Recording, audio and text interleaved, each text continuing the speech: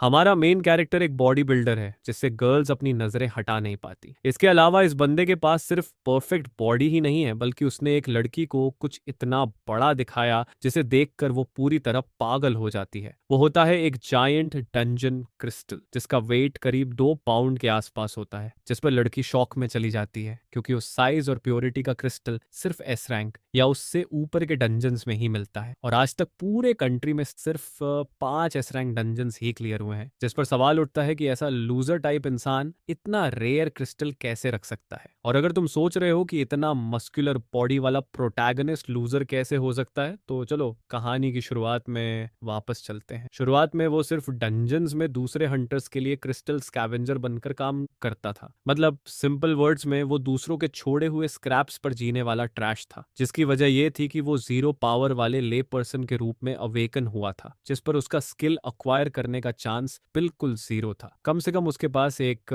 Friend तो थी, और ये भी बहुत बड़ी बात थी, और सच में बहुत बड़ी। वो फ्रेंड भी उसी के साथ स्क्रैप्स स्कैवेंजिंग करती थी, जिस पर वो पहले उस जायंट स्टोन को देखकर इतनी खुश हो गई थी। लेकिन असल में वो टाइनी सा पेबल सिर्फ करीब 30 बक्स का ही था, तो उसके लिए ये दिन भी बाकी दिनों की तरह एक और फेलियर वाला दिन ही था। इसके बाद चीजें तब बदलती हैं जब एक लॉयर आता है और बताता है कि उसके फादर का देहांत हो चुका है और वो उसके लिए कुछ छोड़ गए हैं। वो लड़का अपने डैड को पैरली याद करता है, बस एक और ऐसा फादर जो सिगरेट लेने गया और फिर कभी वापस नहीं आया। और जो चीज वो अपने बेटे के लिए छोड़कर गया था वो एक तरह का नेकलेस होता है, जिसे देखकर उसकी फ्रेंड कहती है कि ये एक रिटर्न स्टोन है, लेकिन इसे सिर्फ डंजन्स के अंदर ही एस्केप के लिए यूज किया जा सकता है। और सच बताऊं, क्या सिर्फ मुझे ही लग रहा है या ये लड़की धीरे धीरे और प्रिटियर होती जा रही है, जिस पर प्रोटैगनिस्ट खुद ऑकवर्ड सा फील करने लगता है अब सही टाइम आ गया है कि वो कुछ एक्शन ले। इसके बाद घर पर वो टीवी देख रहा होता है। टीवी पर स्ट्रॉन्गेस्ट हंटर का इंटरव्यू चल रहा होता है, जिसमें वो बता रहा होता है कि उसकी ग्रुप ने कैसे एक एस रैंक डंजन क्लियर किया। वो बंदा रिच है,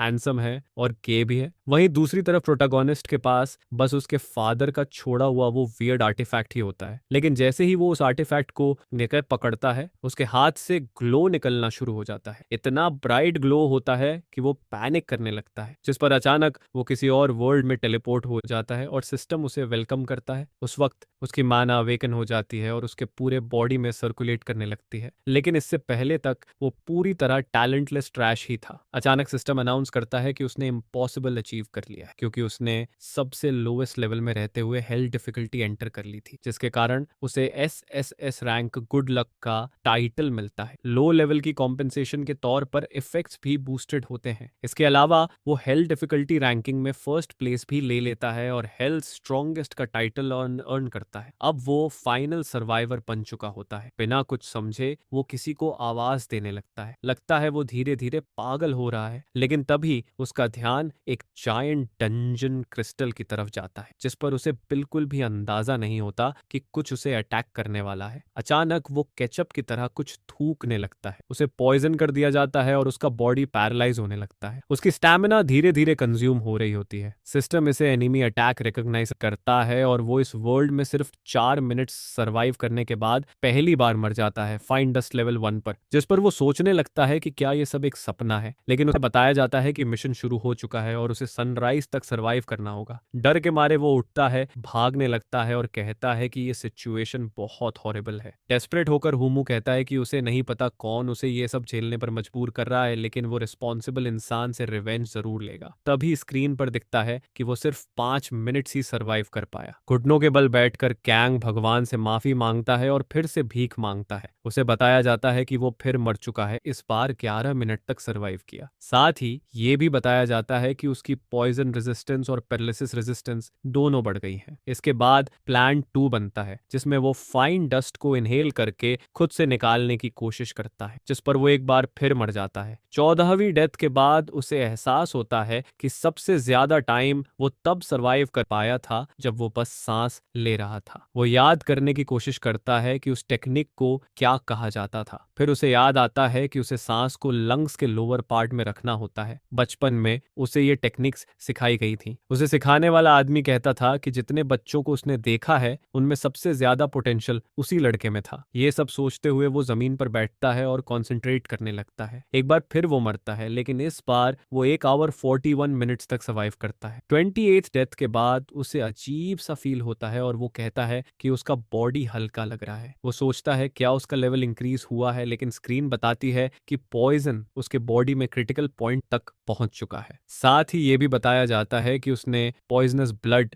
एबिलिटी सीख ली है, जिसकी वजह से अब उसे पॉइजन से डैमेज नहीं होगा। ये सुनकर वो शॉक में पूछता है कि अभी हुआ क्या। हान वो सोचता है कि शायद फाइन डस्ट सांस के जरिए लेने से उसे रेजिस्टेंस मिली और उसका ब्लड पॉइजनस बन गया। उसे ये सब काफी एब्सर्ड लगता है। आसपास देखते हुए उसे हर जगह क्रिस्टल मॉस बिखरी हुई नजर आती है। वो विश करता है कि काश ये सब रियल हो, और जैसे मैजिक से स्क्रीन बताती है कि उसका इन्वेंट्री इनेबल हो चुका है। इंस्ट्रक्शंस पढ़कर उसे समझ आता है कि रास्ते पर पड़े स्टोन्स असल में क्रिस्टल मॉस ही थे। तभी उसे रियलाइज होता है कि वो अब बहुत सारी चीजें कर सकता है। अभी भी थोड़ा कंफ्यूज्ड रहते हुए कैंग सोचता है कि जो आवाज वो कुछ देर से सुन रहा है वो उसे जानी पहचानी सी लग रही है। आवाज धीरे धीरे तेज होती जाती है, जिस पर हिमू पैनिक में आकर भागने लगता है। उसके पीछे मॉस्किटोज का एक पूरा क्लाउड लग जाता है। वो उन्हें हटाने की कोशिश करता है, तभी स्क्रीन बताती है कि उसकी एबिलिटीज उसके लेवल के मुकाबले बढ़ चुकी हैं। अचानक कई मॉस्किटोज उसके मुंह में घुस जाते हैं और वो चिल्लाने लगता है। सिस्टम बताता है कि वो मर चुका है और इस बार उसने 6 आवर्स 18 मिनट सर्वाइव किया। साथ ही बताया जाता है कि उसने एक साथ 100 से ज्यादा मॉन्स्टर्स को पॉइजन करके मार दिया, जिस पर कैंग पूछता है कि क्या मॉस्किटोज उसके पॉइजनस ब्लड को चूस कर मर गए। लेकिन सिस्टम बताता है कि उसने एबनॉर्मल स्टेट कॉन्ट्रैक्ट कर ली है और अब उसकी हेल्थ लगातार गिरती रहेगी। हुनु पैनिक में कहता है कि वो अभी अभी मौत से लौटा है और ये सब नॉनसेंस है। स्क्रीन बार बार नोटिफाई करती रहती है कि उसके बॉडी में बैक्टीरिया जमा हो रहे हैं और उसकी हेल्थ 10% से नीचे गिर चुकी है। थका हुआ वो कहता है कि सिस्टम अपने आप में ही मजे ले रहा है। उसे डिसमेंटल एबिलिटी दिखती है और वो समझ नहीं पाता कि ये उसे कब मिली। लेकिन वो सोचता है कि भले ही ये नॉर्मल एबिलिटी है, फिर भी इसने उसे काफी हेल्प की है। जमीन पर बैठकर वो एनवायरनमेंट ऑब्जर्व करता है और एक काफी बड़ा मॉस्किटो देखता है। वो हाथ में एक चेयर पकड़ता है और कहता है कि उसे अपनी नई एबिलिटी टेस्ट करनी चाहिए। डिसमेंटल कमांड देने पर चेयर कई पार्ट्स और पीसेस में अलग हो जाती है। वो सोचता है कि अगर डिसमेंटल से एबिलिटी मिली है तो क्रिएशन से भी स्किल मिल सकती है। स्क्रीन बताती है कि उसने क्रिएशन एबिलिटी सीख ली है। कैंग खुशी से बोलता है कि अब उसे सिस्टम का काम करने का तरीका समझ में आ रहा है। वो सोचता है कि उसने रेयर एबिलिटीज हासिल कर ली हैं और वो ये सब बाद में करना चाहता था, लेकिन अब इसी वक्त करेगा। इसके बाद हुमू शेल्टर बनाने का फैसला करता है। पावर हाथ में होने के बाद वो सोचता है कि उसे नहीं पता वो यहाँ कितने टाइम तक फंसा रहेगा और किस तरह के ओपोनेंट्स सामने आएंगे। इसलिए अगर उसे ज्यादा टाइम तक सरवाइव करना है तो उसे एक सेफ स्पेस बनानी होगी। आखिर में कैंग सोचता है कि उसे अपने पास मौजूद सारी क्रिस्टल मॉस का इस्तेमाल करके शेल्टर क्रिएट करना चाहिए। जमीन की तरफ देखते हुए वो नोटिस करता है कि वहां एक न्यूज़पेपर पड़ा है, जिस पर वो सोचता है कि इसमें क्या लिखा होगा। तभी स्क्रीन सामने आती है और बताती है कि लड़के ने लैंग्वेज नाम की कॉमन पावर ऑब्टेन कर ली है। यह जानकर लड़का खुश होता है और सोचता है कि एबिलिटीज के कितने अलग अलग टाइप्स हो सकते हैं। फिर वो न्यूज़पेपर पढ़ना शुरू करता है और अचानक उसकी नजर जाइटली नाम पर पड़ती है। यह इन्फॉर्मेशन उसे सोचने पर मजबूर कर देती है कि क्या जिस जगह वो अभी है उसका कोई कनेक्शन उस जगह से है जहां वो पहले था। न्यूज़पेपर पकड़े हुए वो उस जगह को ध्यान से ऑब्जर्व करता है और सोचता है कि जहां वो पहले था वो जगह अब रुइंस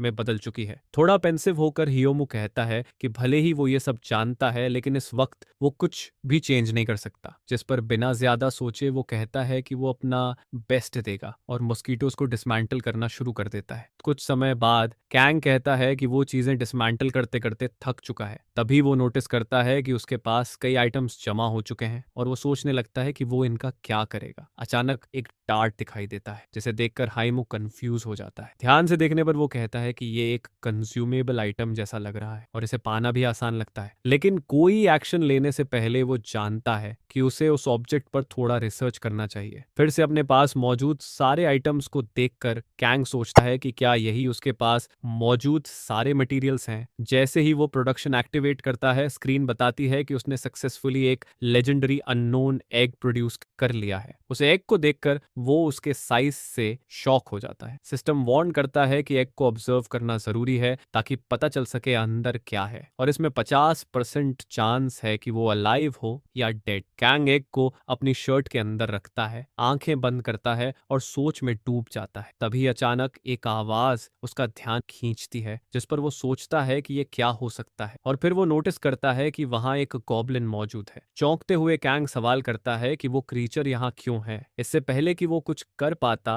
उसे एहसास होता है कि मॉन्स्टर ने भी उसकी प्रेजेंस नोटिस कर ली है। वो एक स्टेयरकेस की तरफ देखता है और समझ जाता है कि वही उसका सिर्फ एक एग्जिट है, लेकिन गॉब्लिन लगातार उसका पीछा करता रहता है, जिस पर वो एंग्शियस हो जाता है। डेस्परेट होकर वो इन्वेंट्री ओपन करता है और लकड़ी के एक पीस से मॉन्स्टर को रोकने की कोशिश करता है। दोनों के बीच हैंड टू हैंड कॉम्बैट शुरू हो जाता है। कैंग रियलाइज करता है कि वो क्रीचर काफी फास्ट है। गॉब्लिन कुछ बोलता है, जिसे सुनकर प्रोटैगनिस्ट चौंक जाता है और नोटिस करता है कि मॉन्स्टर बोल भी सकता है। वो इन्वेंट्री से कुछ डार्ट्स निकालता है और बिना सोचे समझे ओपोनेंट की तरफ फेंक देता है, लेकिन इससे मॉन्स्टर को ज्यादा डैमेज नहीं होता, बस उसके आर्म पर कुछ बबल्स बन जाते हैं। इसके बाद गॉब्लिन एक एक्स उठाता है और अपना ही आर्म काट लेता है। कंफ्यूज होकर कैंग सोचता है कि क्या डार्ट पर लगे उसके ब्लड की वजह से ऐसा हुआ। सोचते सोचते वो रियलाइज करता है कि मॉन्स्टर गायब हो चुका है। तभी अचानक वो सीलिंग से ओपोनेंट की प्रेजेंस फील करता है। इससे पहले कि वो बच पाता, वो जमीन पर गिर जाता है और एडवर्सेरी उसके बैक पर पैर रख देता है, लेकिन गॉब्लिन उसे मारने का इरादा छोड़ देता है और ये कहते हुए चला जाता है कि अभी कुछ ह्यूमंस बाकी हैं। स्क्रीन बताती है कि रेजिस्टेंस 10% से नीचे गिर चुकी है और द लास्ट टाइटल के इफेक्ट के हिसाब से लड़के को रेजरेक्ट किया जाएगा। कैंग कहता है कि गॉब्लिन्स कर्स्ड होते हैं और वो उनसे बदला जरूर लेगा। अभी भी जमीन पर पड़े हुए उसे बताया जाता है कि मिशन कंप्लीट हो चुका है। थका हुआ हूनो जो कुछ हुआ उस पर सोचता है और ये फील करता है कि उसके साथ क्या क्या हो चुका है। सिस्टम बताता है कि उसने फर्स्ट नाइट इन हेलवेल मिशन कंप्लीट कर लिया है, जिसे सुनकर लड़का सेलिब्रेट करता है कि वो सक्सीड हो गया। इसके बाद उसे रिवॉर्ड के तौर पर सिल्वर बॉक्स मिलता है, लेकिन साथ ही बताया जाता है कि ये अपग्रेड होकर गोल्ड बॉक्स बन जाएगा। यह भी बताया जाता है कि रिटर्न स्टोन अगली मिशन के शुरू होने तक यूज किया जा सकता है। इसके अलावा नेक्स्ट मिशन का टाइम 14 डेज बताया जाता है। हयामू खुशी मनाता है कि वो आखिरकार अपने वर्ल्ड में वापस जा पाएगा। आंखें खोलते ही प्रोटैगनिस्ट उस जगह को देखकर शॉक हो जाता है। हंसते हुए कैंग रियलाइज करता है कि वो सच में वापस आ चुका है। चिल्लाते हुए वो सेलिब्रेट करता है कि वो अपने वर्ल्ड में लौट आया है। फिर वो उस स्टोन को पकड़ता है जिसे वो नेकलेस की तरह यूज कर रहा था। वो उसकी स्ट्रिंग तोड़ देता है और अपने फादर को कर्स करता है कि उसने उसके लिए ऐसी चीज छोड़ दी, लेकिन उसे दूर फेंकने से पहले उसे हेल में मिली एबिलिटीज याद आ जाती हैं। तभी एक पर्सन आता है और जमीन पर पड़े लड़के को ऑब्जर्व करता है। वो ह्यूमन होती है जो अपने फ्रेंड को आवाज देती है। थोड़ी वरीड होकर वो उसकी तरफ दौड़ती है और कहती है कि उसका फ्रेंड ऐसे वहां पड़ा नहीं रह सकता। चौंकते हुए यंग वुमन कहती है कि अगर कुछ गलत हो गया तो लड़का माना पॉइजनिंग से सफर कर सकता है। यू चिल्लाकर कहती है कि हुनू को पॉइजनिंग से पहले वहां से निकलना होगा। लड़की की बात सुनते हुए लड़का उससे बात करने की कोशिश करता है। यंग वुमन बताती है कि उसके पास माना कंटामिनेशन रिमूवर है। वो उसे अपने फ्रेंड को देती है और इंसिस्ट करती है कि प्रिकॉशन के तौर पर उसे यूज करे, जबकि वो कहता है कि सब ठीक है। पूरी तरह इरिटेटेड होकर यम चिल्लाती है कि लड़का इसे सीरियसली नहीं ले रहा और मरने के बाद उसे रिग्रेट करने का मौका भी नहीं मिलेगा। आखिरकार कन्विंस होने के बाद हुमू उसे यूज करता है, फिर शावर लेता है। बाहर आकर वो डेट पूछता है, जिस पर बताया जाता है कि आज सितंबर 11वीं है। ये सुनकर प्रोटैगनिस्ट थोड़ा कंफ्यूज्ड हो जाता है। नोटिस करते हुए यू पूछती है कि क्या कुछ हुआ है और बताती है कि वो 2 दिन से अकेले काम कर रही थी क्योंकि वो अपने फ्रेंड से कांटेक्ट नहीं कर पाई थी। कैंग सोचता है कि क्या वो सिर्फ 2 दिन के लिए ही गायब था, क्योंकि उसे तो ऐसा लग रहा था जैसे सालों बीत गए हों। सोचते सोचते लड़की थोड़ी एम्बैरेस्ड फील करती है और उससे खुद को कंट्रोल करने को कहती है। यम कहती है कि वो लड़के के लिए जो भी जरूरत होगी वो खरीद देगी, आखिर वो ऐसे नहीं रह सकता। जिस पर वो उससे अपने बाकी क्लोथ्स के बारे में पूछता है। ट्रैश बैग की तरफ इशारा करते हुए वो कहती है कि वो उन्हें नहीं पहन सकता क्योंकि वो कंटामिनेटेड और फटे हुए हैं। यंग वुमन रूम से बाहर चली जाती है और अपने कॉलीग से कहती है कि वो क्वाइटली वेट करे। जैसे ही वो बाहर जाती है, लड़का रियलाइज करता है कि सिस्टम एक्टिवेट हो चुका है। थोड़ा कंफ्यूज्ड होकर वो सोचता है कि ये क्या है। सिस्टम बताता है कि ये वही गोल्ड बॉक्स है जो उसे मिशन रिवॉर्ड में मिला था। सिस्टम कहता है कि गुड लक रांसिस टाइटल के इफेक्ट की वजह से रिवॉर्ड्स की क्वालिटी बढ़ेगी। इसके अलावा प्रोटैगनिस्ट को लेजेंडरी स्किल बैटल असिस्टेंट भी मिल चुकी है। लेजेंडरी स्किल सुनकर ह्यू और मो चौंक जाते हैं। वो कहता है कि पूरे वर्ल्ड में सिर्फ 7 लोग हैं जिनके पास स्पेशल स्किल है, और अब ये स्किल मिलने के बाद वो 8वां लेजेंडरी स्किल बेरर बन चुका है। अभी भी थोड़ा कंफ्यूज्ड होकर लड़का पूछता है कि बैटल असिस्टेंट क्या है और क्या ये उसकी हेल्प करेगा। थोड़ी देर बाद ह्यूमन क्लोथ्स लेकर वापस आती है, लेकिन जो वो देखती है उसे देखकर वो थोड़ी स्टार्टल्ड हो जाती है। वो पूछती है कि उसका फ्रेंड क्या कर रहा है और वो बोल नहीं पाता। एम्बैरेस्ड होकर यंग वुमन कहती है कि वो प्रिटेंड करेगी कि उसने कुछ देखा ही नहीं। बाद में वो कहती है कि सही तो ये होगा कि लड़के को हॉस्पिटल ले जाया जाए, लेकिन वो हेल्थ ही लग रहा था, इसलिए वो उसे अपने घर ले आई। यू पूछती है कि क्या उसके पास कोई पावर्स है और फिर वो कलेक्टर का काम क्यों कर रहा है। जवाब में कंग कहता है कि उसे ज्यादा समय नहीं हुआ है पावर मिले हुए। वो उससे अर्लियर रिसर्च के बारे में पूछता है और कहता है कि वो एक चीज देख ले। क्यूरियस होकर यू पूछती है कि वो ऑब्जेक्ट क्या है। वो क्रिस्टल मॉस दिखाता है जो उसने उठाई थी और कहता है कि उसे नहीं पता इसकी वैल्यू कितनी है। जो वो देखती है उसे देखकर यंग वुमन शॉक में चली जाती है। प्रोटैगनिस्ट के हाथ में पूरे 1 किलो क्रिस्टल मॉस होती है। वो कहता है कि क्योंकि उसकी फ्रेंड इस सब्जेक्ट पर रिसर्च कर रही है तो उसे उससे ज्यादा पता होना चाहिए, लेकिन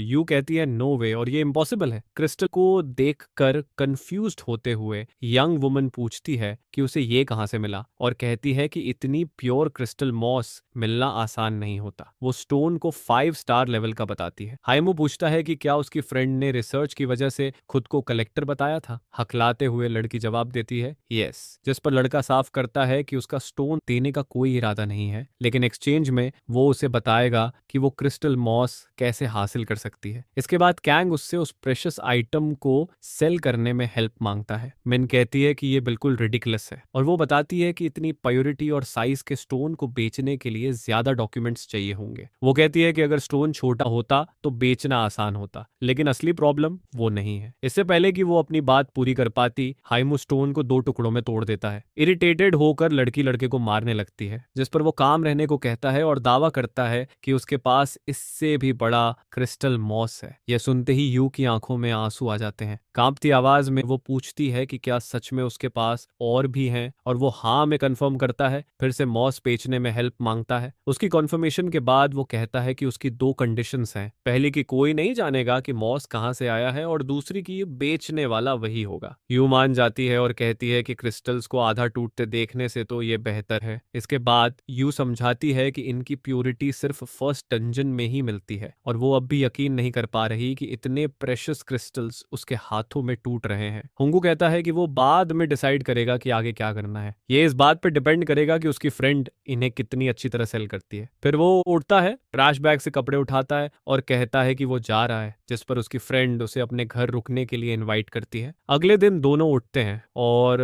यू बताती है कि वो बायर के साथ अरेंज किए गए मीटिंग पॉइंट पर जा रही है। 1 हफ्ते बाद दोनों फिर साथ दिखाई देते हैं और ब्लॉन्ड लड़की कहती है कि उसके फ्रेंड को साथ जाने की जरूरत नहीं है, लेकिन वो इंसिस्ट करता है कि अगर कुछ हुआ तो वो साथ रहेगा। हालांकि यू कहती है कि ये ट्रेड उतनी डेंजरस नहीं है जितना वो सोच रहा है। प्रोटैगनिस्ट सोचता है कि भले ही वो उससे ये सब करवा रहा है, लेकिन सोसाइटी में बहुत से लोग सब कुछ खोने वाले हैं। इसके बाद दोनों मॉस के अगले क्लाइंट को ढूंढते हुए आगे बढ़ते हैं। बायर को देखकर हाइमू कहता है कि अच्छा हुआ वो अकेला उस लोकेशन पर नहीं आया। यू आगे बढ़ती है और बताती है कि वो आज अपने पार्टनर के साथ आई है। कैंग रियलाइज करता है कि उसने गलत इंसान पर फोकस कर लिया था। सेलर खुद को परकीसो के नाम से इंट्रोड्यूस करता है और खान हनमू से हैंडशेक करता है। सिर्फ हैंडशेक से ही प्रोटैगनिस्ट समझ जाता है कि क्लाइंट काफी स्ट्रांग है और अगर अटैक हुआ तो वो उसे हरा नहीं पाएगा। उसी वक्त साइन दिखाता है कि लड़के की एबिलिटीज इंक्रीज हो चुकी हैं। मॉस एग्जामिन करने के बाद आदमी पूछता है कि क्या पैसा हमेशा वाले अकाउंट में डिपॉजिट करना है, जिस पर लड़की अग्री कर देती है। वो लोकेशन छोड़ते हुए कहता है कि उसे उम्मीद है वो कैंग से फिर मिलेगा। यह सुनकर प्रोटैगनिस्ट काफी कंफ्यूज्ड हो जाता है। यू कहती है कि यह अजीब है क्योंकि वो आदमी उसे कभी ऐसे ग्रीट नहीं करता। हुमू सोचता है कि क्या वो आदमी अलग तरह से एक्ट कर रहा है और क्या उसे पता चल गया है कि मॉस किसने निकाले हैं। हंसते हुए यू पूछती है कि क्या उसके फ्रेंड को लगा कि बायर उन्हें लूट लेगा। वो कहती है कि इतना डाउन कास्ट मत हो, इस तरह की नेगोशिएशन सोच समझ कर होती है। फिर वो उससे पूछती है कि उसके और क्या थॉट्स हैं और ये फील कैसा है जब उसके अकाउंट में $1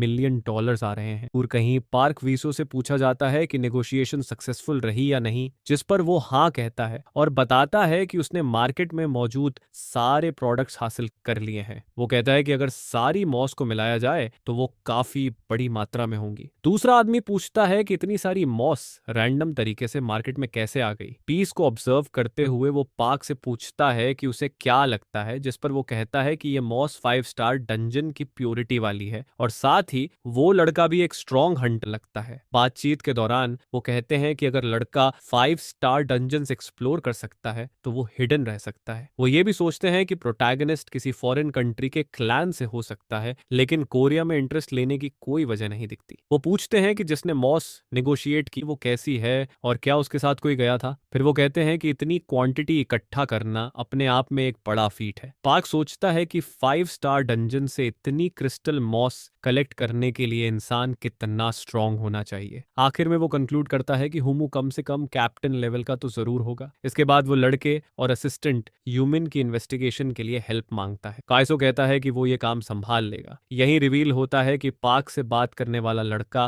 कैप्टन ली जेड है। कुछ दिन बीतते हैं और प्रोटैगनिस्ट फिर से हेल में ट्रेनिंग कर रहा होता है। 150वां पुशअप पर वो बार से गिर जाता है। हुमो कहता है कि अगर वो हेल में नहीं होता तो और 1000 पुशअप कर लेता, लेकिन यहाँ थोड़ा सा लिफ्ट करना भी उसे थका देता है। जमीन पर लेटे हुए वो सोचता है कि हेल में वापस आने के बाद वो कितने टाइम से यहाँ है। तभी उसे नोटिफाई किया जाता है कि अगला मिशन 18 आवर्स में शुरू होगा। नेकलेस को देखते हुए हम्मू सोचता है कि कई बार आने जाने के बाद अब वो इसे बेहतर समझने लगा है। रिफ्लेक्ट करते हुए प्रोटैगनिस्ट सोचता है कि हेल में बिताया गया टाइम रियल वर्ल्ड में भी पास होता है और मिशन का बाकी टाइम रियल वर्ल्ड के टाइम के बराबर होगा। कैंग सोचता है कि बस एक ही प्रॉब्लम है, हर बार हेल से लौटने पर उसकी लोकेशन बदल जाती है। वो कहता है कि बाकी सब तो समझ में आता है, लेकिन ये काफी कॉम्प्लिकेटेड है। इरिटेटेड होकर हिमू पूछता है कि उसकी लोकेशन हर बार क्यों बदलती है। वो जमीन पर गिर जाता है और बुदबुदाता रहता है कि उसे कुछ समझ नहीं आ रहा। फिर सिस्टम सामने आता है और एक्सप्लेन करता है कि बैटल असिस्टेंट स्किल यूजर की मूवमेंट्स को रिकॉर्ड और कंट्रोल करके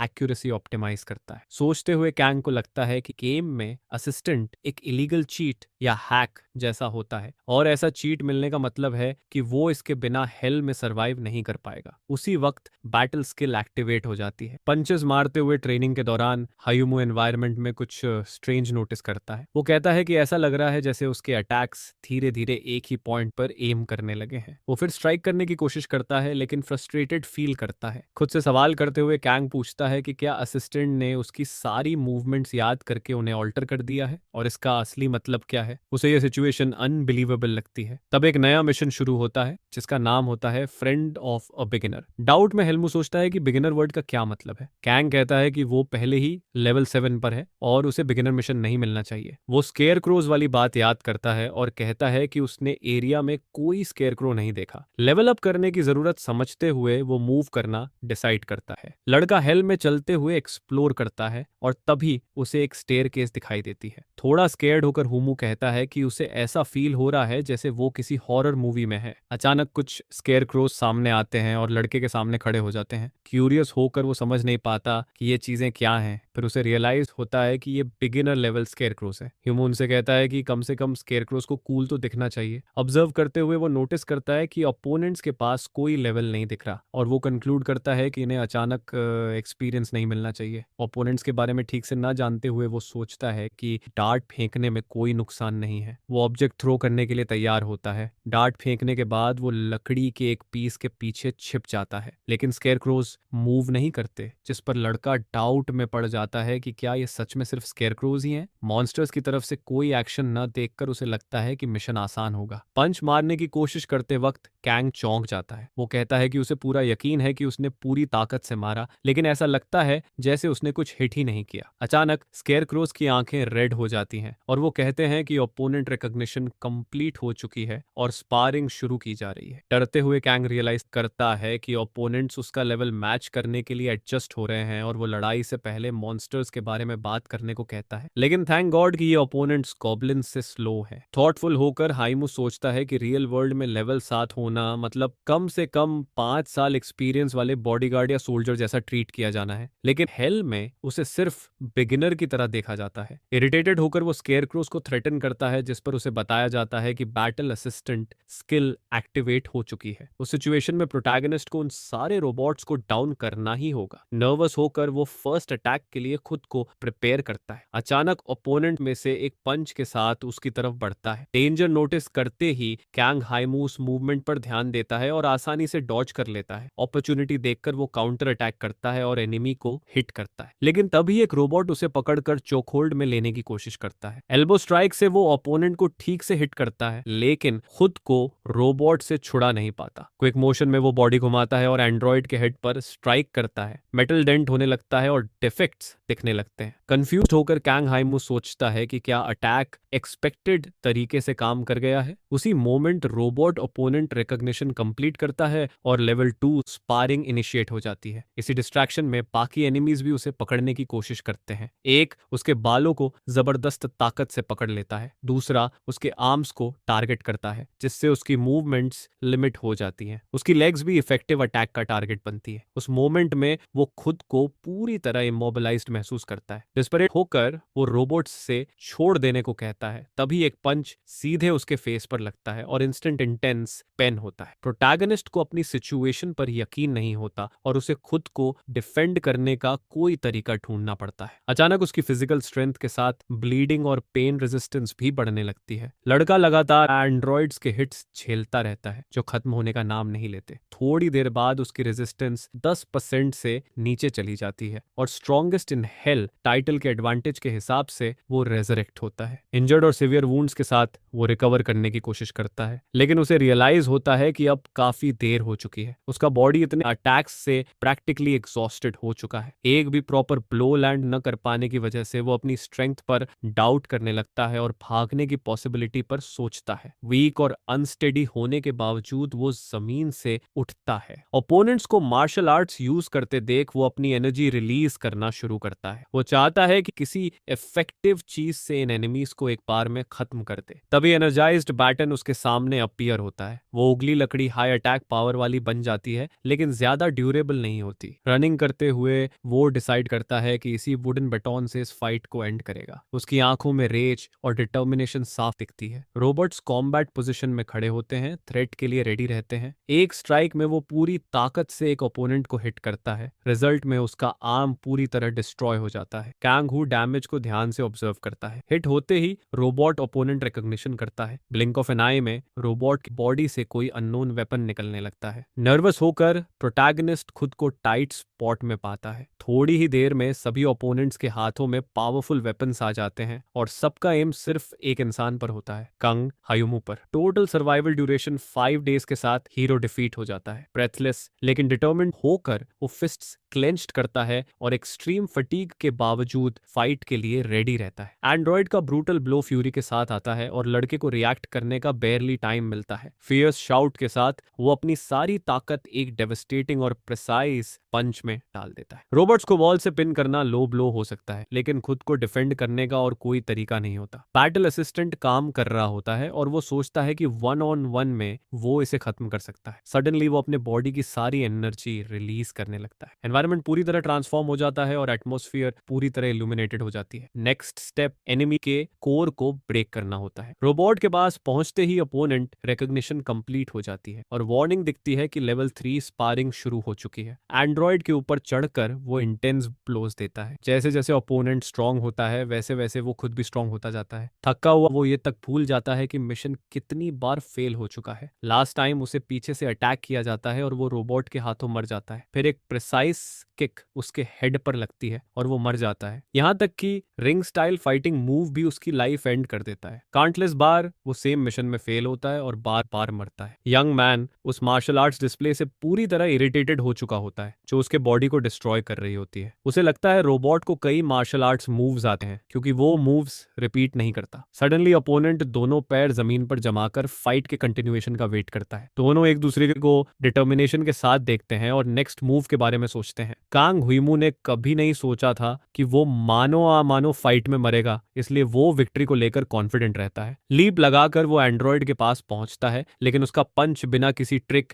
या गिमिक के कंप्लीटली डिफ्लेक्ट हो जाता है। कंफ्यूज्ड होकर वो खुद को ओपोनेंट के सामने पाता है। बैलेंस बनाने के लिए वो एक पैर जमीन पर जमाता है। किक के साथ वो रोबोट के हेड पर हिट करने की कोशिश करता है। उसी मोमेंट ओपोनेंट रिकॉग्निशन कंप्लीट होती है और लेवल 4 स्पारिंग इनिशिएट हो जाती है। हैप्पी होकर प्रोटैगनिस्ट रियलाइज करता है कि वो आखिरकार लेवल 4 तक पहुंच गया है, लेकिन सेलिब्रेट करने से पहले ही रोबोट की मेटल फिंगर्स उसकी आंखों पर लगती हैं। जैसे ही रोबोट उसे बाइट करने के लिए मुंह खोलता है, वो डिस्पेयर में चिल्ला उठता है। उसकी लेग पर क्रशिंग बाइट पड़ता है जो अनबियरेबल पेन देता है। कांग हू टेरिफाइड होकर उस एब्सर्ड सीन को देखता है। रोबोट उसकी लेग पूरी तरह डिस्ट्रॉय कर चुका होता है। कंप्लीट एंग्विश में वो उस मेटल को मरने से पहले एक डॉग से कंपेयर करता है और फिर से मर जाता है। 9th अटेम्प्ट के एंड तक कांग हुमू 3 फैक्ट्स रियलाइज करता है। पहला, कॉम्बैट लेवल 4 पर ही एंड हो जाता है, उसके बाद पैटर्न्स चेंज नहीं होते। रोबोट्स से लड़ते हुए वो नए कंक्लूजन्स निकालता रहता है। एक्सट्रीम टायर्डनेस और चेहरे से बहते पसीने के बावजूद वो किसी भी अटेम्प्ट में गिव अप नहीं करता। दूसरा, स्केयरक्रोस का मूवमेंट पैटर्न फिक्स्ड होता है। अगर कोई क्वर्क होता है तो वो खुद को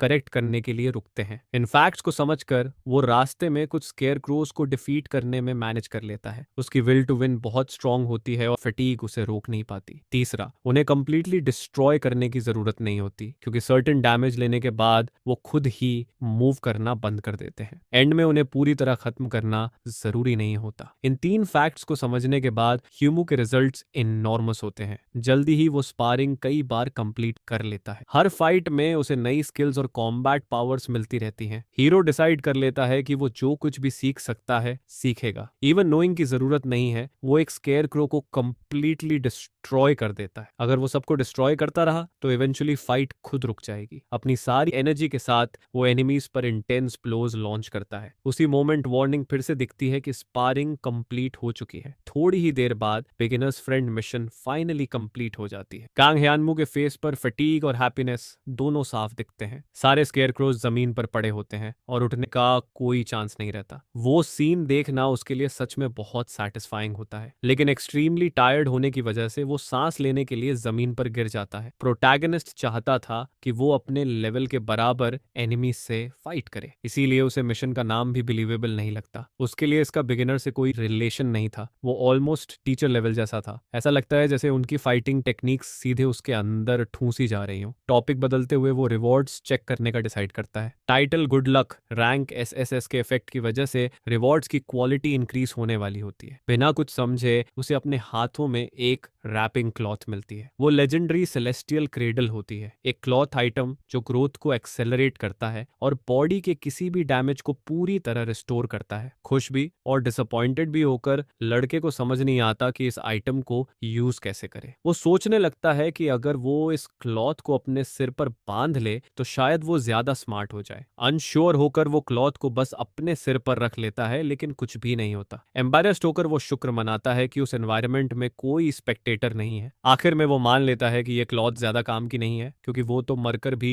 परफेक्ट कंडीशन में वापस आ जाता है। लेजेंडरी आइटम होने की वजह से वो डिसाइड करता है कि इसे सेल करके पैसा अपने पास रखेगा। सिस्टम में देखते हुए उसकी नजर उस एग पर पड़ती है जो उसे मॉस्किटोज डिसमेंटल करते वक्त मिला था। क्लॉथ की ग्रोथ एबिलिटी याद करके वो सोचता है कि क्या ये उस एग पे काम कर सकती है, लेकिन अपेरेंटली उसका नया आइडिया एग पर कोई इफेक्ट नहीं दिखाता। कांग हुन मान लेता है कि बेस्ट ऑप्शन यही है कि यूजलेस आइटम्स को सेल कर दिया जाए। तभी अचानक एग पूरी तरह ट्रांसफॉर्म होने लगता है। पीसेस चारों तरफ उड़ने लगते हैं, जिससे लड़का सस्पिशियस हो जाता है। काम रहते हुए एग शेल क्रैक होना शुरू करती है, लेकिन कांग हुमू को डर लगने लगता है कि कहीं कोई कैनिबल मॉन्स्टर हैच ना हो जाए। डर से लगभग मरते हुए भी वो देखता रहता है और एग और ज्यादा टूटता चला जाता है। अचानक एक ब्राइट लाइट प्रोटैगनिस्ट के फेस पर पड़ती है। एनर्जी इतनी पावरफुल होती है कि एग हजारों पीसेस में टूट जाता है। एग के अंदर से एक छोटा और अजीब सा क्रीचर निकलता है। एक चार्मिंग फेरी गहरी नींद में पीसफुली सो रही होती है। कंफ्यूज्ड होकर प्रोटोगनिस्ट सोचता है कि ये बिल्कुल वो नहीं है जिसकी उसे उम्मीद थी। थोड़ी देर बाद उसकी आंखें धीरे धीरे खुलने लगती हैं। एग हैच होते ही वो छोटी फेरी जिंदा हो जाती है। कंफ्यूज्ड होकर प्रोटैगनिस्ट उस स्ट्रेंज क्रीचर को एनालाइज करने लगता है। अपनी उंगली से वो उसे पोक करने की कोशिश करता है और कहता है कि फेरी उसकी इमेजिनेशन से भी छोटी है। लेकिन क्रीचर तेज होती है और अपने छोटे से दांतों से उसकी उंगली काट लेती है। उसी मोमेंट प्रोटैगनिस्ट रियलाइज करता है कि ये एक कैनिबल मॉन्स्टर है। उसके लिए वो रिवॉर्ड पूरी तरह वर्थलेस हो जाता है। तभी वो फेरी की विम्पर सुनता है जो भूखी लगती है। सैड लुक के साथ वो बताती है कि उसे भूख लगी है। ये सीन देखकर हीरो समझ जाता है कि उसे उसकी हेल्प करनी होगी। वो अपनी पॉकेट से कैंडी निकालकर फेरी को देता है, लेकिन वो बिना सोचे समझे रिफ्यूज कर देती है। अचानक क्रीचर प्रोटैगनिस्ट की तरफ पॉइंट करती है, जिसे देखकर वो बेहद कंफ्यूज्ड हो जाता है। अपेरेंटली फेरी उसमें इंटरेस्टेड होती है। आखिर में ये कंफर्म हो जाता है कि वो सच में कैनिबल मॉन्स्टर है जो अपनी हंगर सेटिस्फाई करने का तरीका ढूंढ रही है। वो उसे अपना वो थोड़ा सा ब्लड ऑफर करता है। फेरी प्रॉमिस करती है कि उसकी हंगर सेटिस्फाई होते ही वो ब्लीडिंग कंट्रोल कर लेगी। लड़के को ये पूरा सीन बेहद डिस्गस्टिंग लगता है, लेकिन वो कंप्लेन नहीं कर पाता क्योंकि एग उसे मॉस्किटोज डिसमेंटल करके ही मिला था। वैसे भी वो फेरी मॉस्किटो जैसी दिखती है, शायद एक मॉस्किटो फेरी हो। हैप्पी होकर क्रीचर कहती है कि ये बहुत सेटिस्फाइंग मील था, लेकिन उसे डिजर्ट भी चाहिए। इरिटेटेड होकर कैंग हाउमू उस मॉन्स्टर की ऑडेसिटी पर यकीन नहीं कर पाता। फिर वो अपने वर्ड्स रिट्रैक्ट करती है और अपने बटलर का खाना देने के लिए थैंक्स कहती है। लिटिल वन को छोड़ते हुए वो उससे उसका नाम पूछता है। फेरी पूरी ताकत से अपनी मेमोरी पर जोर डालती है। अचानक उसे रियलाइज होता है कि उसे अपना नाम याद ही नहीं है। फिर भी वो फॉर्मली डिनी करती है कि वो किसी भी तरह की मॉस्किटो फेयरी नहीं है। थोड़ी देर बाद उसे अपना नाम याद आ जाता है। वो बताती है कि वो फेयरी है जो एंड ऑफ टाइम्स में अपीयर होने वाली है और जिसका गोल दुनिया खत्म होने पर सारे लिविंग बीइंग्स को खाना है। कंफ्यूज्ड होकर प्रोटैगनिस्ट उस डेलिकेट क्रीचर के पीछे छुपे डार्क इंटेंशंस को समझ नहीं पाता। उस मोमेंट उसका सिर्फ एक थॉट होता है कि क्या उसे फेरी को मार देना चाहिए। एम्बैरेस्ड होकर छोटी फ्लाइंग क्रीचर कहती है कि उसने दुनिया के एंड पर सबको खाने का प्रॉमिस किया था। ऑब्जर्व करते हुए प्रोटैगनिस्ट को यकीन नहीं होता कि वो सब कुछ खा सकती है। रिफ्लेक्ट करते हुए वो सोचता है कि उसका ब्लड पॉइजनस है, इतना पोटेंट कि गॉब्लिन के हाथ तक पिघला देता है। फिर भी उसका ब्लड पीने के बाद फेरी बिल्कुल फाइन रहती है। उसे टच करते हुए वो क्यूरियस हो जाता है कि उसकी एबिलिटीज या लेवल क्या है। थोड़ी देर बाद उसे लगता है कि वो उसे डोमेस्टिकेट करके पेट की तरह रख सकता है। कंफ्यूज्ड होकर वो उस क्रीचर के इंटेंशन समझने की कोशिश करता है। उसी मोमेंट से वो उसका नाम रेनियन रख देता है और ये नाम उसे पसंद आ जाता है। फेरी लैंग्वेज में इसका मतलब अपोकलिप्स का एजेंट जैसा कुछ होता है। ये सुनकर प्रोटैगनिस्ट बिल्कुल स्पीचलेस रह जाता है। आखिर में वो उससे सिर्फ एक प्रॉमिस मांगता है। वो कहता है कि वो कभी किसी ह्यूमन को नहीं खाएगी और अगर भूख से मरने वाली होगी तो किसी और को खाए, लेकिन उसे नहीं। एक्सचेंज में वो उसे थोड़ा और ब्लड देने को तैयार होता है। फेरी नए मील को सेलिब्रेट करती है और वो सोचता है कि अगर उसकी डाइट थोड़ी अनबैलेंस्ड रहे तो बेहतर होगा। दोनों अपने पास कुछ पड़ा हुआ नोटिस करते हैं। वो किसी ग्लोरियस बैटलफील्ड ऑफ विक्टर्स जैसा लगता है। थोड़ा रिफ्लेक्ट करते हुए यंग मैन उस सीन को ध्यान से देखता है। वो नोटिस करता है कि उनमें से एक आधा कटा हुआ है, जिसे देखकर उसे स्ट्रेंज और कंसर्न महसूस होता है। उसे यकीन नहीं होता कि वो इतना ब्रूटल कुछ कर सकता है। तब सिस्टम उसके सामने ओपन होता है और एक अलार्मिंग लेकिन इंट्रिग्विंग नोटिस दिखाता है। ब्रेव एनर्जी बैटल असिस्टेंट में ऐड हो चुकी होती है। वो उन वर्ड्स को देखकर सोचता है और एडिशनल ट्रेट के बारे में इमेजिन करता है। वो एक रोबोट को उठाकर बैलेंस करने की कोशिश करता है। फिर वो सोचना बंद करके बिना हेजिटेशन सब कुछ प्रैक्टिकली ट्राई करने का डिसाइड करता है। क्विकली वो रिन्यूड कॉन्फिडेंस के साथ अपनी नई एबिलिटी टेस्ट करने लगता है। पावरफुल पंच से वो डम्मी को मारता है और फोर्स को वाइब्रेट करते हुए फील करता है। वो अपनी करंट और अनडिनाइबल स्ट्रेंथ के साइज से इम्प्रेस्ड हो जाता है। इवन रेनियन भी उसकी पावर्स देखकर अमेज्ड हो जाती है। खुद ट्राई करने के लिए डिटरमिन्ड होकर वो भी रोबोट को पूरे जोर से मारने लगती है। उसी मोमेंट अपोनेंट रिकॉग्निशन की वार्न सुनाई देती है। अचानक जमीन पर गिरे सारे रोबोट्स उठने लगते हैं। बैटल के लिए रेडी होकर प्रोटैगनिस्ट अपनी पोजीशन ले लेता है। एक एक कदम आगे बढ़ाते हुए वो उसकी तरफ चलने लगते हैं। उसे सुपर ह्यूमन आइडेंटिफाई किया जाता है और लॉक डीएक्टिवेट हो जाता है। क्या हो रहा है ये समझे बिना वो चारों तरफ ऑब्जर्व करता है। उसे समझ नहीं आता कि सुपर ह्यूमन होने का मतलब क्या है। रोबोट उसकी लेफ्ट साइड की तरफ इशारा करता है और कुछ दिखाता है। यंग मैन जंग को एक एक करके केयरफुली हटाने लगता है। रेनियन एक बहुत फ्रेग्रेंट स्मेल फील करती है जो उसे डीपली इंट्रीग करती है। क्यूरियोसिटी के साथ वो उस डायरेक्शन की तरफ पॉइंट करती है जहां से स्मेल आ रही होती है। टेबल हटाते हुए उसे एक ह्यूमन स्केलेटन मिलता है। फेरी के लिए वो स्मेल बहुत प्लेसेंट होती है। वो बोन्स उठाकर उन्हें चबाने लगती है और चिल्लाती है। उसका बॉस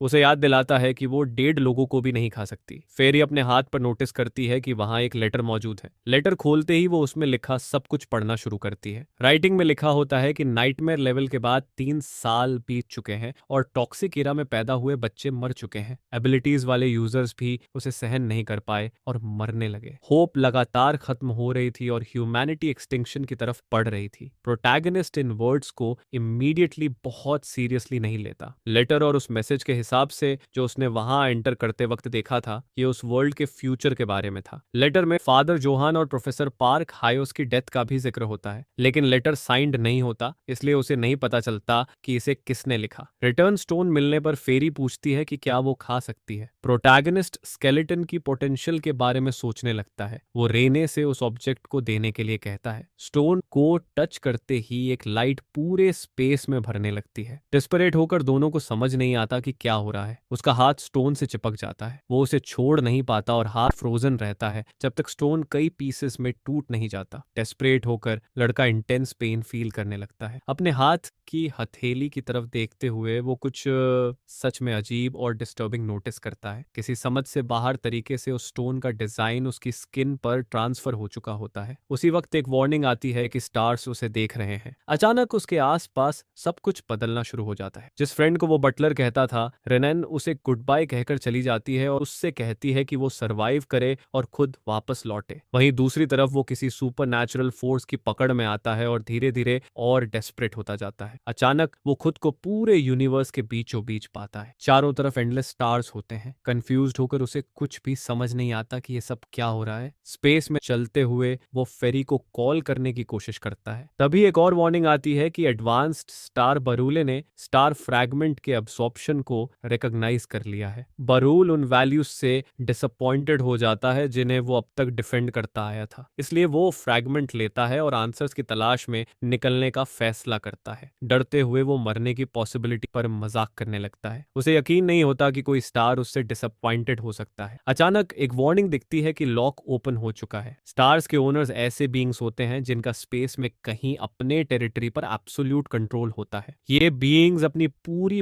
पावर फ्रैगमेंट्स में डालते हैं और उन्हें उधार देते हैं। वो ऐसा इस उम्मीद में करते हैं कि उनकी किन उस पावर का यूज करके रूलर्स बनेंगे और अपना टेरिटरी एक्सपैंड करेंगे। यूजर कांग ह्यानमू के पास भी उन फ्रैगमेंट्स में से एक होता है, इसलिए वो उसकी किन में से किसी एक को देखना चाहते हैं। ये सब कनेक्ट करते ही उसकी आंखें फैल जाती हैं। रेनियन को जो स्टोन मिला था वो रिटर्न स्टोन नहीं बल्कि स्टार फ्रैगमेंट था। एक स्ट्रेंज साउंड सुनकर वो अपने सराउंडिंग्स पर और ध्यान देता है। ऊपर देखते ही उसे एक इंटेंस ब्राइट लाइट दिखाई देती है। कलर्स आपस में इंटरलेस होने लगते हैं और सब प्रोटैगनिस्ट की तरफ बढ़ते हैं। एक स्टार फुसफुसाकर कहता है कि मॉन्स्ट्रल अपने उस चार्म की तलाश में है जो सबको डिसीव करते। कॉन्करिंग स्टार आर्डन उसे फायर और स्टील की आर्मी का कमांड ऑफर करता है। हंग्री स्टार योगुल लैम्प उसे उस स्नेक की तलाश में चलने को कहता है जिसने पूरी प्रीवियस वर्ल्ड को निगल लिया था। ब्रिटल स्टार गलास उसे स्क्रीन के पीछे एक वर्ल्ड ऑफर करता है जिस पर वो रूल कर सके। ग्रीन लमेंटिंग स्टार भविष्यवाणी करता है कि वो उन सब चीजों पर राज करेगा जो गुजर चुकी हैं। ये सारे बीइंग्स लड़के की एबिलिटीज देखकर उसमें इन्वेस्ट करना चाहते थे, इसलिए उसे एक स्टार चूज करना होता है। फ्यूरियस होकर वो कहता है कि चूज करने से पहले स्टार्स के बारे में कम से कम कुछ तो जानना जरूरी है। ब्रिटल स्टार गैलास एक एब्सोल्यूट रूलर है जो शैडोज में रहकर सीक्रेटली प्लान्स बनाता है और हंसता है। ग्रीन लमेंटिंग स्टार सारे पेन और मेलनकॉली का फादर है जो डेड की आर्मी कमांड करता है और डिस्पेयर देखता रहता है। हंग्री स्टार योगल लैम ग्रीड और डिजायर का स्नेक है जो इस वर्ल्ड की हर चीज निगल लेना चाहता है। विस्परिंग स्टार मॉन्स्ट्रल लाइट में इंस्टिगेट करता है और डार्क में डिसीव करता है और किसी भी पावरफुल बीइंग को फूल कर सकता है। कॉन्करिंग स्टार आर्दन एक लूजर है जो फायर के साथ आगे बढ़ता है और स्टील से एनिमीज को मारता है, हेट्रेड में वर्ल्ड को जला देता है। इन सब में रिसेम्बलेंस नोटिस करके वो पूछता है कि क्या इन सबको कोई पर्सनालिटी डिसऑर्डर है। सिस्टम के अकॉर्डिंग स्टार्स उन्हीं में इंटरेस्टेड होते हैं जो उनसे मिलते जुलते हों। लड़के को यकीन नहीं होता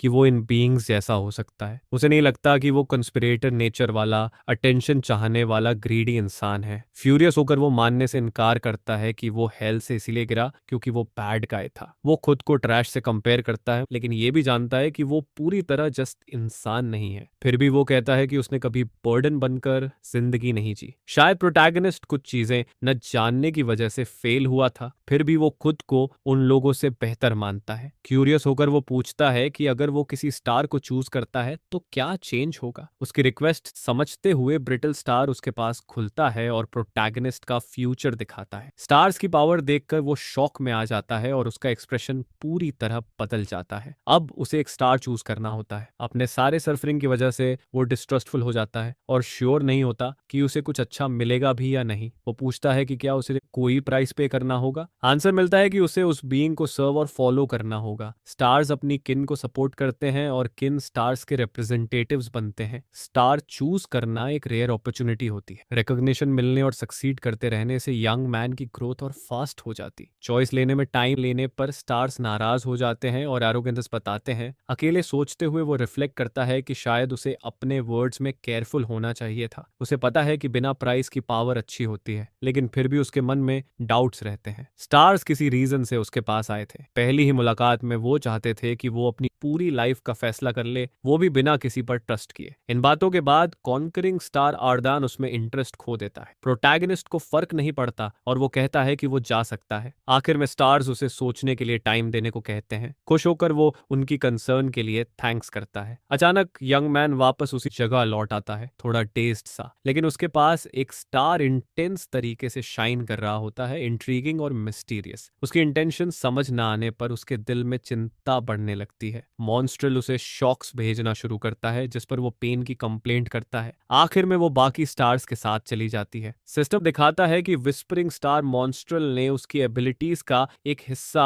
अवेकन कर दिया है। लेजेंडरी एबिलिटी डोमिनेशन अक्वायर हो जाती है। ये पढ़कर लड़का रियलाइज करता है कि ये एक बड़ा ब्राइब है। उसे सब कुछ स्ट्रेंज लगता है क्योंकि ये बीइंग्स लेजेंडरी एबिलिटीज बांट सकते हैं, लेकिन इन्फर्नल डिफिकल्टी को ब्लॉक नहीं कर पाए। मतलब और भी लोगों का अटेंशन अवेकन होना चाहिए था। कैंग ह्यानमू अपनी स्केल जैसी एबिलिटी के एग्जिस्टेंस पर सोचता है, जिसे एबिलिटी यूजर्स ब्लॉक नहीं कर पाए। हाथ को देखते हुए वो सोचता है कि शायद स्टार्स ने ही हेल क्रिएट किया है। डिटरमिन्ड होकर वो डिसाइड करता है कि वो इन बीइंग्स के बारे में और जानकर रहेगा। रियलिटी में लौटने पर 3 दिन बीत चुके होते हैं। हेल में बस स्ट्रेंथ चाहिए होती है। रियलिटी में स्ट्रेंथ के अलावा भी बहुत सारी प्रॉब्लम्स होती हैं, जैसे कि ये जानना कि एग्जैक्टली कहाँ लौटना है और घर जाते वक्त उन लोगों की बुरी नजरों से बचना जो तुम्हें नहीं जानते। घर पर बैठे प्रोटैगनिस्ट रिफ्लेक्ट करता है कि वो अपना खुद का घर खरीदना चाहता है। मिन कंफ्यूज्ड होकर उसकी अचानक बदली एटीट्यूड की वजह पूछती है। हैम बार बार कहता है कि उसे सिंपल घर चाहिए, बड़े वॉल्स के साथ और एक हॉस्पिटल विंग, ताकि वो खुद को स्टेरिलाइज कर सके। वुमन कहती है कि ये ऐसा नहीं होता। वो इस रिएक्शन से सरप्राइज्ड हो जाता है और पूछता है कि क्या वहां ऐसे घर नहीं है। जवाब में उसे हार्श रियलिटी सुनने को मिलती है। ऐसे घर एग्जिस्ट तो करते हैं, लेकिन वो बस एक पूर गाय लगता है जिसके पास ऐसे मींस नहीं हो सकते। ये सुनकर वो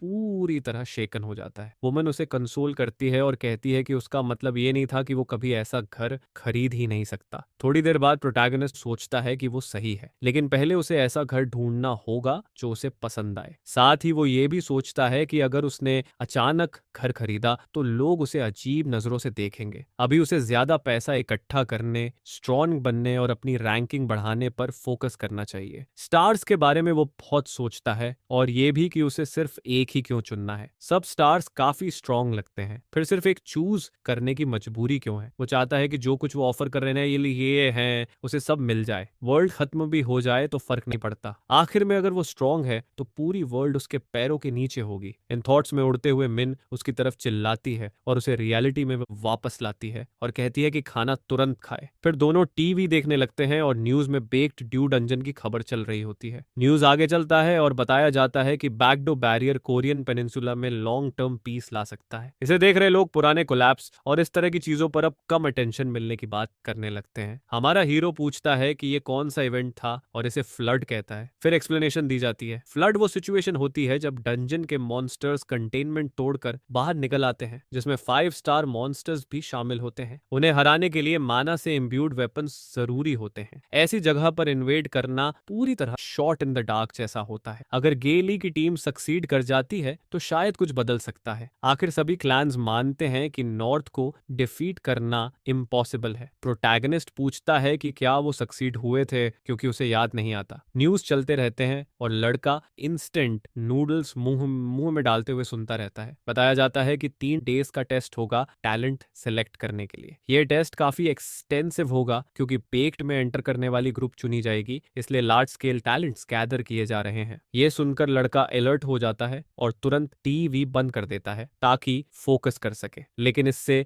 मिन इरिटेटेड हो जाती है। असल में वो इसलिए गुस्सा होती है क्योंकि वो हमेशा खाते वक्त बातों में लग जाता है। एम्बैरेस्ड होकर वो अपॉलॉजी करता है। दूसरी जगह टेस्ट रजिस्ट्रेशन एरिया पर काफी भीड़ होती है। हमारा हीरो इतने लोगों को देखकर सुपर अनॉयड हो जाता है। पीछे से एक रैंडम गाय उस पर चिल्लाने लगता है, जिस पर वो फ्यूरियस होकर पलटकर उसे भी चिल्ला देता है। वो आदमी बहाना बनाता है कि वो उससे नहीं किसी और से बात कर रहा था। रैंडम गाय पूछता रहता है कि क्या ये प्रोटैगनिस्ट का फर्स्ट टाइम है। लड़का चुप रहता है और सोच में पड़ जाता है। उसे ऑर्फनेज का टाइम याद आता है जब क्लासिफिकेशन के दौरान अजीब तरीके से सिर्फ वही उस प्रोसेस से गुजरा था। फिर वो जवाब देता है कि यस, ये उसका फर्स्ट टाइम है। वो आदमी कहता है कि ये तो ऑब्वियस है, दूर से ही न्यू भी लग रहा है। लेकिन वो ये भी जोड़ता है कि इवैल्यूएटर्स न्यू और ओल्ड का फिल्टर नहीं करते, इसलिए लाइन पूरी केओस बनी रहती है। हुन पूछता है कि क्या सारे हंटर्स बस ऐसे ही मिक्स कर दिए गए हैं। रैंडम गाय कंफर्म करता है कि क्लैन रिक्रूटमेंट चल रही है, इसलिए ऐसा ही होता है। लड़का उससे पूछता है कि क्या वो भी उसी पर्पस से आया है। आदमी कहता है नहीं, वो सिर्फ रजिस्ट्रेशन रिन्यू कराने आया है और अब उसका लेवल रिकॉग्नाइज होगा, जिससे अप्रूवल के बाद वो ज्यादा चार्ज कर पाएगा। प्रोटैगनिस्ट सोचता है कि यहाँ हर किसी को लेवल से क्लासिफाई किया जाता है, यहाँ तक कि वेपन्स वाले यूजर्स भी बिना वेपन्स वालों के सामने स्टैंड नहीं कर पाते। फिर भी लोग लेवल ऑब्सेशन में फंस जाते हैं। इस तरीके से लोगों को कंट्रोल करना आसान है। अगर उसने कुछ आउट ऑफ ऑर्डिनरी किया तो वो तुरंत पकड़ा जाएगा, इसलिए वो डिसाइड करता है कि कंपटीशन जल्दी खत्म करेगा ताकि कोई नोटिस ना करे। फर्स्ट स्टेज में सिस्टम समझाया जाता है। 3 टेस्ट्स होते हैं, आइडेंटिटी, स्टेटस और स्किल। रजिस्ट्रार प्रोटैगनिस्ट की आइडेंटिटी देखता है और थोड़ा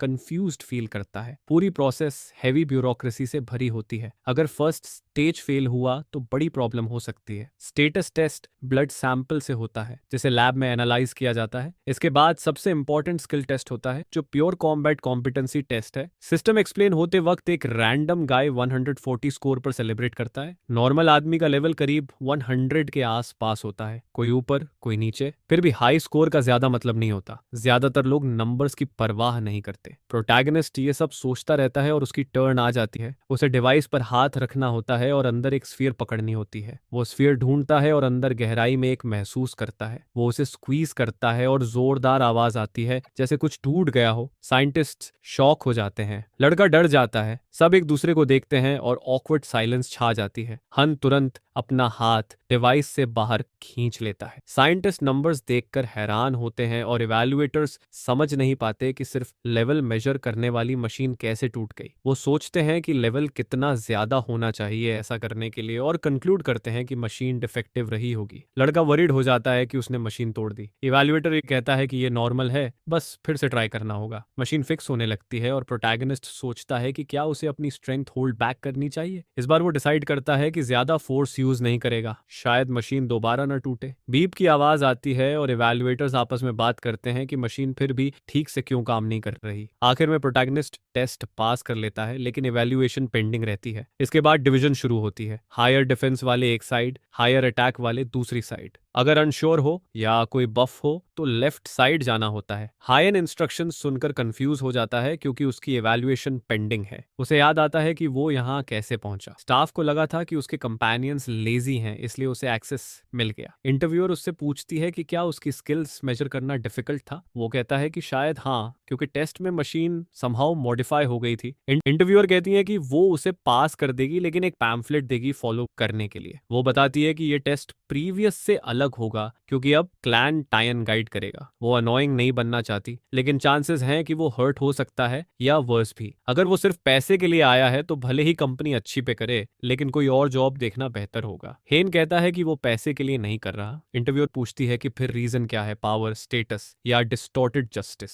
प्रोटैगनिस्ट कहता है कि कोई भी श्योर नहीं कह सकता, लेकिन एक बात सच है, डंजन्स को कंट्रोल करना ह्यूमन वर्ल्ड से कहीं ज्यादा मुश्किल है। वुमन मान लेती है कि ये पॉसिबल है और उसे रिलीज कर देती है। वो एनवेलप देती है जिसमें इमरजेंसी नंबर होता है और बताती है कि नेक्स्ट टेस्ट डंजन होगा। पैम्फलेट पढ़ने से उसे हेल्प मिलेगी। प्रोटैगनिस्ट हल्का सा हंसता है और कहता है कि वो डंजन के अंदर कैसे कैसा होता है ये जानने के लिए सुपर क्यूरियस है। आउटसाइड कॉर्पोरेट कार्स खड़ी होती हैं और दो tall strong men formal attire में दिखते हैं। एक शाइनी लग्जरी केस वहां पहुंचता है और डोर ओपन होता है। साफ लगता है कि कोई इंपॉर्टेंट इंसान आने वाला है। कार से जाइटली बाहर निकलता है, सुपर एलिगेंट और हैंडसम, और बाहर निकलते ही फैंस उसे सराउंड कर लेते हैं। वो अपने एम्प्लॉई से पूछता है कि सब रेडी है या नहीं। एम्प्लॉई कंफर्म करता है। फॉर्मल मैन बताता है कि रेड बटरफ्लाई भी प्रेजेंट है, साथ ही दूसरे क्लैंस की प्रेजेंस का भी मेंशन करता है और कहता है कि चिंता की कोई बात नहीं है। जेड हंसते हुए कहता है कि उसका गोल क्लैन ताओंग नहीं है बल्कि नॉर्थ एक्सपेडिशन है। वो बताता है कि जो लोग सबसे ज्यादा इंटरेस्टेड हैं उनके पास टैलेंट, सेंस और हाई स्किल्स हैं और उन्होंने अब तक किसी क्लैन को ज्वाइन नहीं किया, लेकिन उन्होंने नॉर्थ एक्सपीडिशन में पार्टिसिपेट करना एक्सेप्ट किया, इसलिए बटरफ्लाई को साथ लाने का ऑफर तुरंत एक्सेप्ट कर लिया गया। ली ये बात हंसते हुए कहता है। आखिर में वो नए पार्टिसिपेंट्स के बारे में पूछता है, जिस पर उसका एम्प्लॉई कहता है कि सब लो लेवल के हैं और बटरफ्लाई के आसपास कोई नहीं है, लेकिन एक बंदा काफी इंटरेस्टिंग है। एम्प्लॉई गूफी एक्सप्रेशन के साथ प्रोटैगनिस्ट की फोटो की तरफ इशारा करता है। वो बताता है कि उस लड़के का ब्लड पॉइजनस है जो ब्लॉन्डी का अटेंशन खींच लेता है। वो लड़के का टेस्ट दिखाता है जिसमें पॉइजन लेवल नॉर्मल से काफी ऊपर होता है। ली कहता है कि ये इंटरेस्टिंग है, लेकिन वो ये भी कहता है कि ये एबिलिटी ग्रुप फाइट्स में प्रॉब्लम बन सकती है क्योंकि उसका ब्लड एलियंस को भी हार्म कर सकता है। फिर भी वो कहता है कि उस लड़के पर नजर रखना अच्छा रहेगा। इसके बाद सीन गेट बी नाम के रूम में शिफ्ट होता है। अंदर कई पार्टिसिपेंट्स होते हैं, एक लंबा बंदा, एक स्लिक बैक हेयर वाला ब्लॉन्ड, एक रेड हेड, एक 4 आइड लड़का और आखिर में हमारा प्रोटैगनिस्ट। रूम में एंटर करते ही एक एम्प्लॉई ह्यू का ध्यान खींचता है और उसे कुछ पकड़ाता है जिसे वो समझ नहीं पाता कि क्या है। एम्प्लॉई बिना कुछ बताए पीठ घुमाकर चला जाता है। प्रोटैगनिस्ट इरिटेटेड होकर पूछता है कि वो क्या था। वो फिर से एम्प्लॉई से पूछने की कोशिश करता है, लेकिन एम्प्लॉई सवालों से बचने के लिए भाग जाता है। प्रोटैगनिस्ट डम फाउंडेड खड़ा रहता है, कुछ भी समझ नहीं पाता, और बाकी लोग ऐसे एक्ट करते हैं जैसे कुछ हुआ ही नहीं। बैकग्राउंड में एक वॉइस आती है और सारे कैंडिडेट्स को रूम में एंटर करने को कहा जाता है, जिसे सब फॉलो करते हैं। बताया जाता है कि ये योंगन डिपार्टमेंट का 3rd dungeon user skills gym है। इवैल्यूएशन रूम की तरफ ले जाते हुए वॉइस से आगे एक्सप्लेन करती है कि ये 2 स्टार डंजन की सिमुलेशन है, ईस्टर्न यूरोप के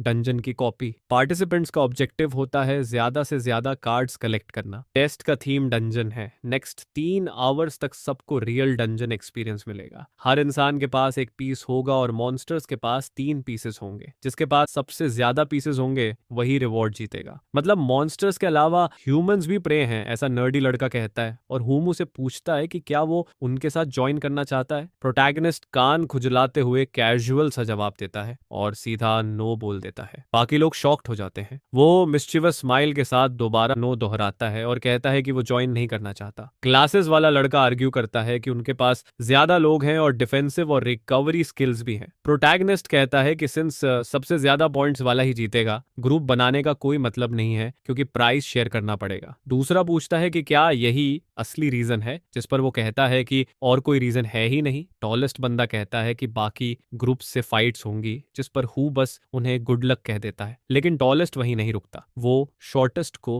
कपड़ों से पकड़कर खींचता है और गालियां देता है और कहता है कि अगर हुनु लुटने वाला है तो कम से कम अपना पीस दे दे। प्रोटैगनिस्ट तो पीछे देखता है और कहता है कि अगर वो यही चाहता है तो ठीक है, वो सही था। लेकिन अचानक वो झुकता है और साइडवेज पंच टॉयलेट के फेस के बीच में मारता है और उसे उड़ा देता है। फिर सामने वाले से आइटम ऐसे उठा लेता है जैसे कुछ हुआ ही नहीं हो। विकेट एक्सप्रेशन के साथ कहता है कि वो एमेटर्स से पीसेस लेना भूल गया था और बाकी से पूछता है कि अगला कौन है। 4 आइड शॉर्ट लड़का बिना सोचे हाथ ऊपर उठा देता है और सरेंडर कर देता है। प्रोटैगनिस्ट पूछता है कि क्या वो सच में सोचता है कि वो सरेंडर के बाद बस पीठ घुमाकर चला जाएगा। शॉर्टेस्ट लड़का अपना पीस जमीन पर स्ट्रॉन्गेस्ट के सामने फेंक देता है। प्रोटैगनिस्ट पूछता है कि क्या उसे आइटम की ज्यादा जरूरत नहीं है। वो कहता है कि ऐसी कोई इंफॉर्मेशन नहीं थी और ये भी जोड़ता है कि डिफेंसिव स्किल्स सिर्फ नॉकड आउट वाले के पास थी। कैंग कहता है कि उसे फर्क नहीं पड़ता जब तक उसे पास मिल जाए। दूसरी जगह ज्यादा फॉर्मल और ऑर्गेनाइज्ड रूम में ये सब मॉनिटर किया जा रहा होता है। व्हाइट कपड़ों वाला आदमी कहता है कि रेड बटरफ्लाई सच में बहुत अच्छी है, टैलेंटेड है और उसने कई कार्ड्स स्टील किए हैं। वो कहता है कि वो 3 स्टार डंजन्स में भी जा सकती है। 7 वाला आदमी कहता है कि ये इंप्रेसिव है, लेकिन सही सपोर्ट मिले तो वो और ग्रो कर सकती है। वो ये भी कहता है कि अभी उसे वॉच करने की जरूरत नहीं है क्योंकि ये चैलेंज एंड्योरेंस का है। सीन में रेड बटरफ्लाई एक आर्मर्ड ह्यूमनॉइड मॉन्स्टर से फाइट कर रही होती है। आदमी कहता है कि जब मॉन्स्टर्स सामने आएंगे तब सबसे टैलेंटेड को भी प्रॉब्लम होगी। होगी। उसी वक्त मैकेनाइज्ड मॉन्स्टर अटैक प्रिपेयर करता है। पूछने पर ब्लॉन्ड लड़का बताता है कि ये D&W इंडस्ट्रीज का यूनिक एंड्रॉइड है। ये मॉन्स्टर्स सी नोबल डंजन के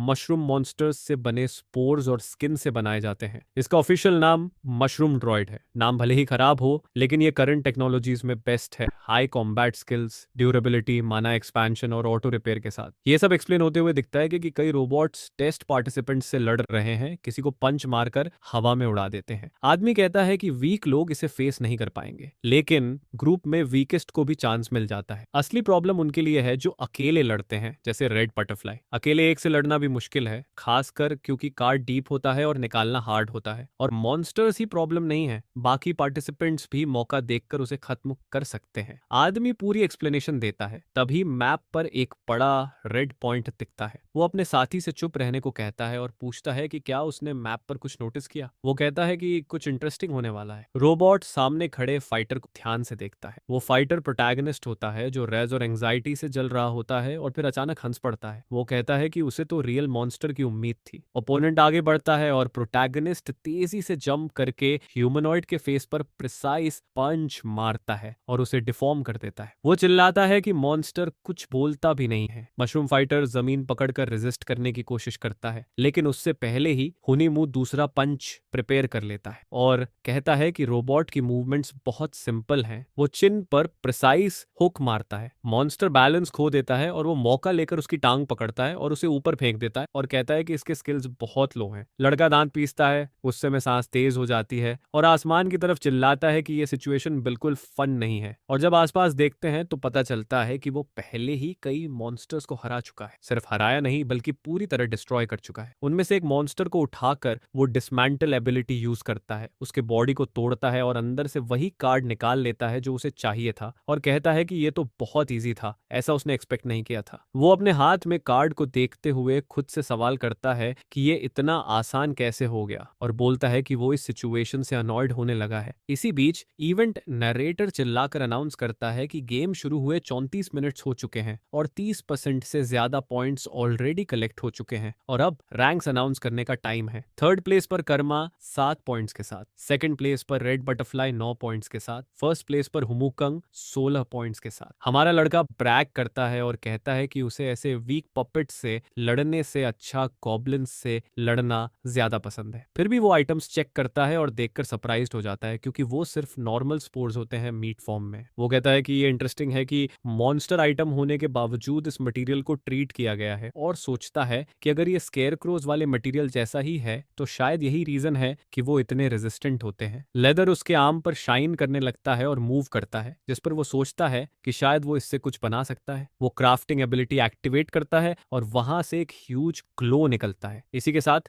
वो उस लेदर से आर्म और लेग प्रोटेक्टर्स बना लेता है। अपने नए आइटम से एक्साइटेड होकर वो आगे बढ़ने की तैयारी करता है। टाइम वेस्ट किए बिना वो बाकी बचे हुए मॉन्स्टर्स को संभालने के लिए चल पड़ता है। वहीं बटरफ्लाई गर्ल स्कोर देखते हुए अपने मन में सोचती है कि वो उस लड़के से इंफीरियर क्यों रह जाती है। तभी बैकग्राउंड में कई दूसरे कॉम्पिटाइटर्स उस पर रश करते हैं और एम्बुश करने की कोशिश करते हैं। वो सब एक साथ उस पर स्पेल्स फायर करते हैं, लेकिन वो रिएक्ट करती है और एक जबरदस्त लीप लगाती है, जिससे जमीन तक टूट जाती है और वो हवा में उड़ जाती है। वो वॉल्स के अलोंग अलग अलग मेन्यूवर्स करने लगती है, जंप करती है, रन करती है, सारे अटैक्स डॉज करती है और ऐसा लगता है जैसे वो सच में उड़ रही हो। एक बड़े जंप में वो एक साथ कई अटैक्स इवेट कर लेती है। हवा में घूमते हुए ऐसे स्पिन करती है जैसे उन अटैक्स के साथ डांस कर रही हो। अटैक्स हवा में एक्सप्लोड हो जाते हैं जब वो सेंटर में मौजूद लड़की से टकराने की कोशिश करते हैं, लेकिन वो पहले ही नीचे उतर चुकी होती है और एक्सप्लोजन को आसानी से डॉज कर लेती है। वो जमीन पर उतरती है और अपने ओपोनेंट्स को सीरियस नजर से देखती है, जिनको वो पहले ही हरा चुकी होती है। उनके बीच उतरते ही बाकी लोग उसे डिसबिलीफ से देखते हैं, समझ नहीं पाते कि वो ये सब मूवमेंट्स कैसे कर पाई। बटरफ्लाई फिर से कम्बाट पोज लेती है और बाकी लोगों के आने का इंतजार करती है, लेकिन उससे पहले ही कई फाइटर्स एक एक करके हवा में उछाले जाते हैं और कोई उसका नाम चिल्लाता है। वो कार्मेसन होता है जो बटरफ्लाई को लेकर वरीड रहता है और कहता है कि अगर वो खुद को इतना पुश करती रही तो हर्ट हो सकती है। रेडहेड अपनी सेकंड प्लेस रैंकिंग की बात करता है, लेकिन उसका कंपेनियन कहता है कि ये रेलेवेंट नहीं है, क्योंकि उनका गोल सिर्फ नॉर्थ एक्सपीडिशन था और उनके पास ऑलरेडी इनफ पॉइंट्स हैं। वो रेमनेंट से पूछता है कि क्या वो सही है। वो कंफर्म करता है और कहता है कि उनके पास कंबाइंड टोटल 88 पीसेस है, लेकिन बटरफ्लाई बटरफ्लाई मानती है कि ये भी इनफ नहीं है और वो अपने कंपेनियन से दूर हो जाती है। कर्मे से पूछता है कि वो कहाँ जा रही है। फेयरवेल की तरह बटरफ्लाई कहती है कि वो अपने पेस से जा सकते हैं और फिर जंप करके वहां से निकल जाती है। उसका कॉलीग उसे वापस बुलाने की कोशिश करता है लेकिन उसे रोकने के लिए कुछ नहीं कर पाता। सब बस उसे जाते हुए देखते रह जाते हैं। इवैल्यूएशन बूथ में इवैल्यूएटर्स पूछते हैं कि ये हु कांग आखिर कौन है। रिक्रूटर कहता है कि उस लड़के की सारी स्किल्स अभी